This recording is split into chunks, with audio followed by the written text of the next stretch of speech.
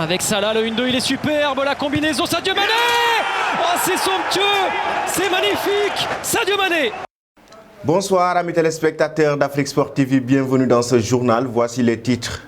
Togo, Claude Leroy démissionne, le sorcier blanc n'a pas qualifié les éperviers pour la phase finale de la Coupe d'Afrique des Nations au Cameroun en 2022. Real Madrid réélu, les plans XXL de Florentino Pérez pour son nouveau mandat. Cristiano Ronaldo n'a jamais été un leader et n'en sera jamais un. Walter Zenga tacle sévèrement Ronaldo, le joueur portugais. Résultat des quarts de finale retour de la Ligue des Champions.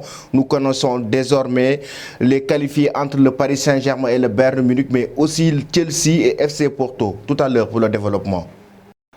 Nous démarrons ce journal avec le Togo, pas parvenu à qualifier les éperviers pour la phase finale. Claude Leroy a annoncé sa démission du poste de sélectionneur du Togo lundi soir. En ce qui concerne l'équipe nationale, c'est fini pour moi, a annoncé le technicien français dans l'émission Talent d'Afrique. Un communiqué de la fédération togolaise a confirmé cette décision dans la foulée à l'issue d'une réunion avec le ministre des Sports en poste depuis avril 2016. L'homme aux 9 phases finales de Cannes aura globalement connu un parcours décevant au pays d'Emmanuel Adebayor. Suivons ce reportage d'Edouard Abeto.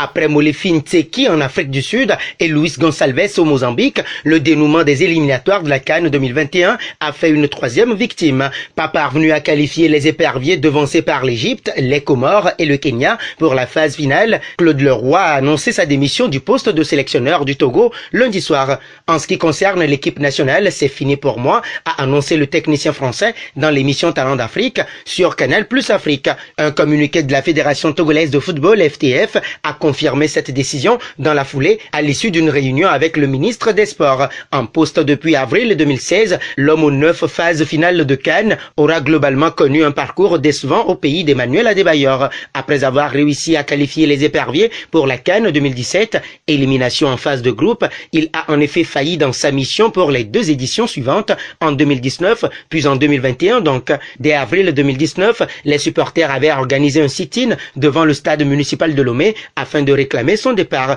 À 73 ans, reste désormais à savoir si le premier des sorciers blancs compte mettre un terme à sa carrière ou se diriger vers un ultime challenge, lui qui avait évoqué l'année 2022 comme celle de son probable départ en retraite. De son côté, le Togo va se mettre en quête d'un nouveau sélectionneur pour débuter les éliminatoires du Mondial 2022 en juin dans un groupe composé du Sénégal, du Congo et de la Namibie. Nous restons toujours avec Edouard en Espagne. Seul candidat à sa propre succession, Florentino Pérez, âgé de 74 ans, a été élu président du Real Madrid jusqu'en 2025. L'homme aux 6 mandats a encore gagné la confiance des Madrilènes et continuera à diriger ce prestigieux club qui est le Real Madrid. Conforté dans son rôle, le patron de la Maison Blanche va maintenant tenter de relever plusieurs objectifs sportifs comme financiers avec les 5 grands axes de son projet. Regardons ce reportage.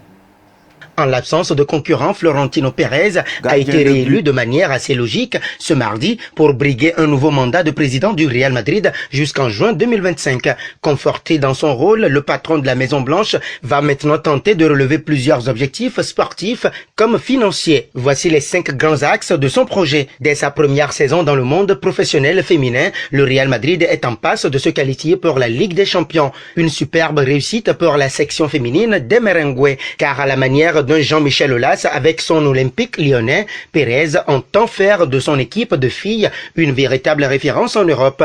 Et la qualification immédiate en C1 permettra aux Madrilènes d'attirer plus facilement des stars espagnoles et étrangères. Un enjeu important dans l'esprit du président du Real. Pour Pérez, la mission est simple. Après avoir maintenu sa confiance à Zinedine Zidane dans certaines conditions de doute, le président merengue entend témoigner le même soutien à plusieurs de ses joueurs phares, notamment ceux en fin de contrat. On pense à Lucas Vazquez qui, régulièrement critiqué, réalise une excellente seconde partie de saison dans un rôle de latéral droit, mais surtout Sergio Ramos. L'international espagnol, qui plus est le capitaine merengue, est toujours aussi exceptionnel malgré l'avancée des années. Et pour Pérez, voir son défenseur central partir gratuitement en fin de saison représenterait inévitablement un grand échec. Comme pour de nombreux clubs européens, notamment le Paris Saint-Germain ou le FC Barcelone, la pandémie pandémie de Covid-19 a eu de grandes conséquences sur les économies du Real Madrid. D'après les premières estimations, la Maison-Blanche a réduit son budget annuel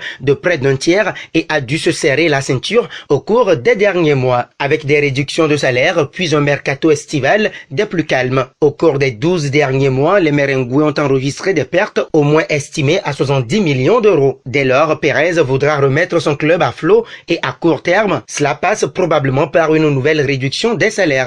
Cela n'a rien d'un secret, le Real Madrid joue depuis plusieurs mois maintenant ses matchs à domicile dans son centre d'entraînement et l'enceinte Alfredo Di Stefano. Et la raison est très simple, les Merengues ont profité du huis clos instauré depuis près d'un an maintenant pour lancer les travaux de rénovation du Santiago Bernabéu. Ce chantier pharaonique devrait finir à la fin de l'année 2022 ou au plus tard en début 2023. L'enceinte rénovée apportera un confort exceptionnel aux supporters et des revenus supplémentaires incroyables à la Maison-Blanche.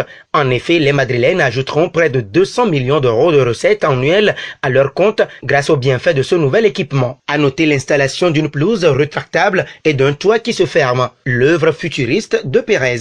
L'objectif ultime, déjà considéré comme une légende puisqu'il a dirigé le Real Madrid victorieux et vainqueur de 3 Ligues des Champions consécutives entre 2016 et 2018, Pérez entend bien continuer sa mission pour impressionner encore les supporters. Et cette fois, il entend mener à bien les arrivées de Kylian Mbappé, Paris Saint-Germain, et Erling Haaland, Borussia Dortmund. Le premier n'a toujours pas prolongé avec le PSG et paraît, en raison d'un contrat courant juin 2022, toujours accessible. Quant au second, le Real se montrait prêt à attendre un an pour l'obtenir à un prix moins dissuasif que les quelques 180 millions d'euros actuellement demandés par le BVB. En tout cas, Pérez fait de ces deux signatures une obsession.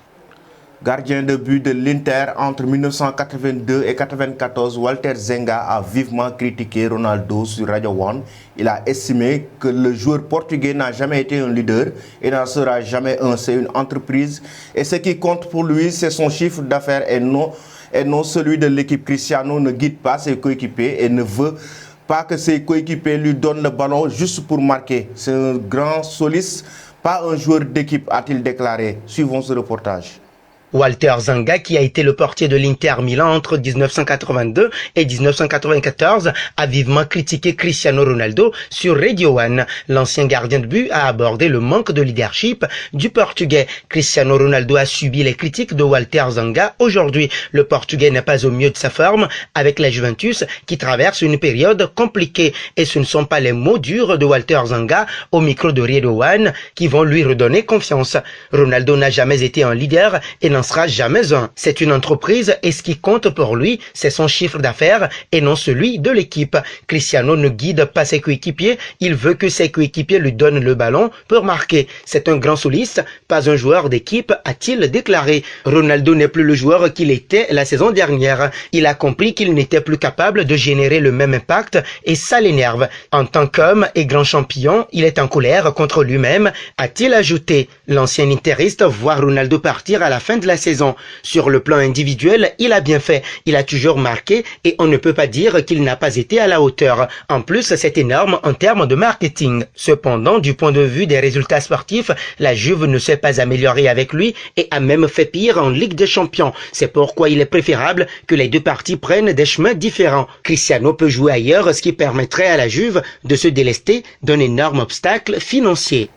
Nous connaissons les premiers qualifiés pour les demi-finales de la Ligue des Champions. Le Paris Saint-Germain faisait face au Bayern Munich ce soir, tout comme Chelsea affrontait le FC Porto, le Paris qui avait battu cette équipe du Bayern Munich 3-2 au match aller, faisait face à cette équipe bavaroise qui avait remporté cette compétition la saison dernière, tout comme Chelsea faisait face à cette équipe du FC Porto avec 2 buts d'écart.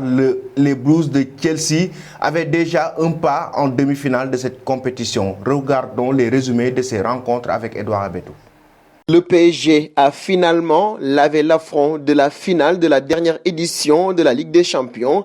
Pour la deuxième année consécutive, la formation parisienne disputera les demi-finales de la Ligue des Champions. Ce mardi soir, les joueurs de Mauricio Pochettino ont éliminé le Bayern de Munich, tenant du titre. Après la victoire de l'aller à l'Allianz Arena, les partenaires de Kylian Mbappé se sont inclinés au Parc des Princes 1-0, une défaite sans conséquence, malchanceux en première période, Neymar ayant trouvé à 3 reprises les montants entre la 34e et la 39e minute. Les Parisiens craquent dans la foulée sur une tête au 6 mètres d'Eric Maxime Choupo-Moting à la 40e minute, plus prompt que Presnel Kimpembe après une remise de Thomas Müller et une frappe de David Alaba repoussée par Keylor Navas sans rompre définitivement. Pour une place en finale, le Paris Saint-Germain affrontera Manchester City ou le Borussia Dortmund, opposé demain au Signal Iduna Park après le succès 2-1 des Anglais à l'Etihad Stadium. Dans l'autre match de la soirée, Chelsea se qualifie aux dépens du FC Porto dans une rencontre qui s'est de nouveau disputée à Séville. Après un succès 2-0 à l'aller, le club londonien s'est incliné au retour 1-0 sur un but de Mehdi Taremi à la 94e minute. Les Blues de Thomas Tuchel joueront en demi-finale contre le Real de Madrid ou Liverpool après la victoire 3-1 des Merengues à Alfredo Di Stefano. Les deux formations se retrouvent mercredi soir et ce sera à Anfield. Merci Edouard pour ce reportage. Avant de vous quitter, je vous pose la question du jour. Comment vous avez trouvé ces rencontres entre le Paris Saint-Germain et Bayern Munich, mais aussi Chelsea et le FC Porto, et vous pouvez donner dès à présent vos équipes, en tout cas pour cette finale de la Ligue des Champions. Selon vous, quelles sont les équipes qui vont se qualifier pour la finale de la Ligue des Champions de cette saison 2020-2021? Merci et bonne soirée.